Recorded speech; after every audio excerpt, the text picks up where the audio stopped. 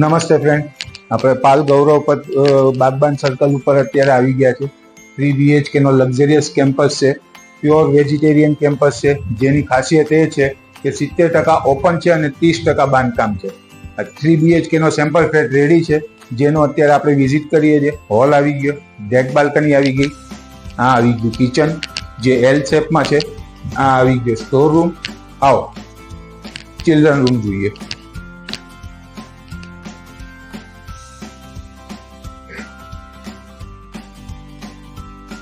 આ આવી ગયો ચિલ્ડ્રન રૂમ